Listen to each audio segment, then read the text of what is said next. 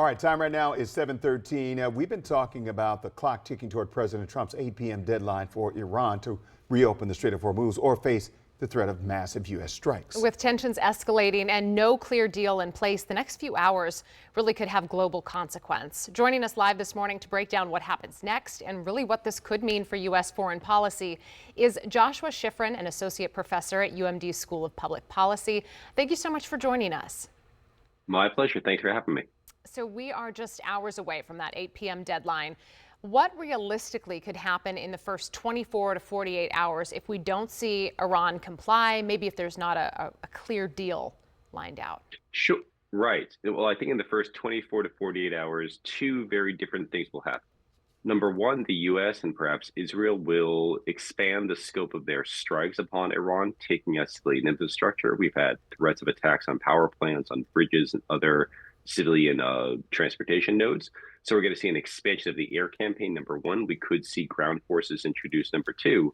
And then in response, we're likely to see Iran really escalate the already pronounced attacks on oil infrastructure, not just closing Hormuz, but we could see attacks on energy infrastructure across the Arabian Sea, in Saudi Arabia, the UAE, and beyond, all of which would have really dire geopolitical consequences. All right, if the Strait of Hormuz remains closed or disrupted, we've seen these gas prices here skyrocket.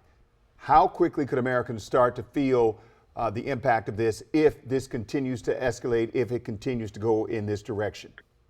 We would expect to see a spike almost immediately. We know that many oil prices are set by speculation, not by actual cutoffs. And of course, the longer these strikes continue and the longer the strait and perhaps infrastructure goes offline, the longer the spikes are going to continue. So we're going to see these things rise quickly and perhaps go from there.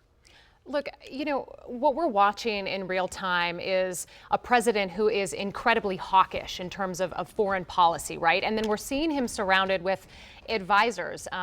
Pete Hegseth, some of his other advisors are much less hawkish and they come across in much different fashion. And I'm curious, when you have that contrast, that juxtaposition in a moment that is so incredibly consequential, what do you make of that given your background in foreign policy? Right. No, I mean, this isn't the first time we've had divided advisors.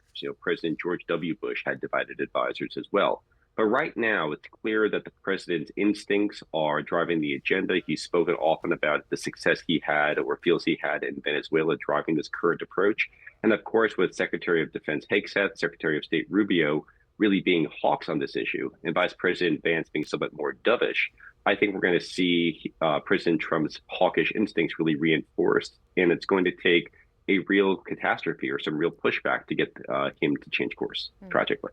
All right, Joshua Schifrin, Associate Professor of the University of Maryland's School of Public Policy. Thank you very much for taking the time to talk with us this morning. Appreciate it. Thank you.